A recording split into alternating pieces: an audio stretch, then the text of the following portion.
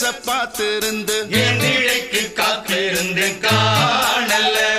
மணி 7 8 ஆன பின்னும் ஊரடங்கி போன பின்னும் சோறு தண்ணி வேணும்னு